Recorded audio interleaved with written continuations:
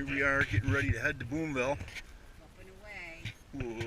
Well, just go ahead and taxi out for takeoff there. Point her down the runway, push the throttle on.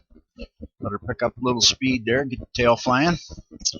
And before you know it, the bush cat leaps right in the air. There you go. That's it. You're flying right now. And we go ahead and get some speed up in the ground effect there. Get the flaps off. Let her speed up a little bit. And take her out up over the trees here, out through the cut in the trees. Pointed off to the south there toward the thruway. Kind of having a little fun with Liz here. She wasn't happy with me, giving me a little counseling and sneaking by the airport. Before you know it, we were right there in the pattern at the Boonville airport. There came around on the downwind and snuck in behind an air coupe. And as he was turning final, he saw an airplane on the runway. So he said, "Well, let's go around." We followed him around, figured that'd be the safe thing to do. Yellow airplane, back taxiing. We didn't want to run over him. So we followed the air coupe, made a 90 at midfield there, crossed over midfield, circled around the pattern, followed the air coupe around. Give him a lot of room. Wanted to make sure that he was going to be able to land safe. And I said, we went around once. We better be prepared to do it again. Left the speed up, the power in a little bit. Had the flaps on so that we could slow down if we had to. You can see the air coupe's way down the other end. So I said, let's go ahead and land long. Got an airplane behind us anyway. So that's what we did. We got down next to the flight line there and flew it along 10 foot off the ground and let the speed bleed off. And I planned on touching down just the other side of the crosswinds runway here. You can see we're crossing it right now, and we get touched down. And boom, we're on the ground, and I'm going to go ahead and get the flaps off, let her roll out down to the other end. Got a good view of the air coupe down at the other end. They're just turning around in front of us. And we taxied up behind him and waited for the runway to be clear. And went ahead and taxied up to the FBO. And there was all kinds of parking up there by the FBO, so we took a spot in between the Cherokee and the old Taylorcraft sitting there. I fond memories of that Taylorcraft I had. Be the first airplane I ever owned. And so we spun the bush cat around, left the doors open so people could look it over. Liz and I pushed it back and got it out of the way for the rest of the airplanes that were coming in. Did a little mugging for the camera. One of those bush cat in the background moments there. And we stood midfield and watched the airplanes land, and they just kept coming. It was a beautiful thing. Some of them went around like we did. Others come in the first time, or maybe a little more familiar with the field than we were. And it was a real diversification of airplanes there that day. A little home-built single-seat ultralight, if you will. Citabria come in. The Stearman come on in behind him.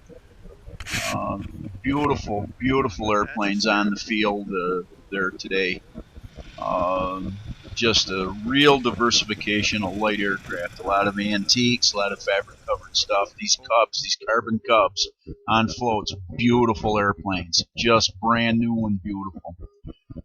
But the pig was cooked. They had a beautiful spread there. Had the boys carving it up for a little bit of roasted pig.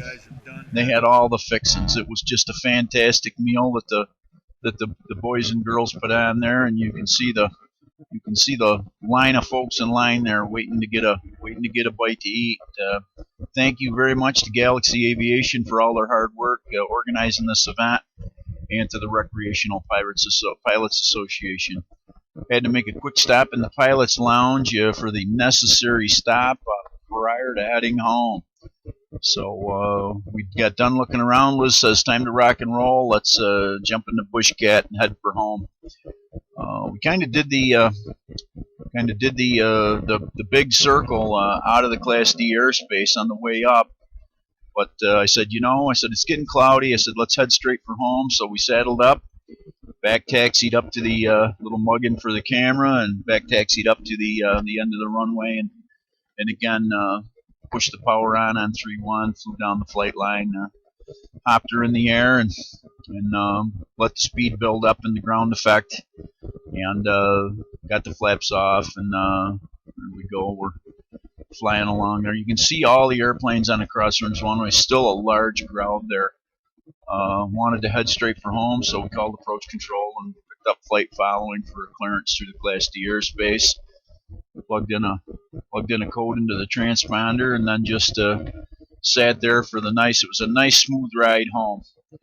Liz sitting there doing her Facebook postings from some of the photos that she took, and of course, we got to play with the GoPro camera. That's where we come up with this video. So, but you can see Griffiths off to our left, and as we come along, you realize how big a runway that is. It's an amazing thing.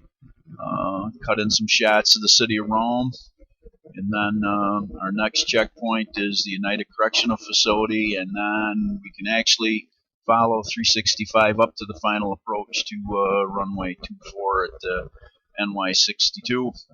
Here we are, flying her up to the little flat spot there just before the trees and flopping her on. Getting pretty good at this landing thing there, but I'll tell you, them Airstreak tires make a huge difference. I would recommend them to anybody. Taxiing back in past the shores of Lake Elizabeth Ann.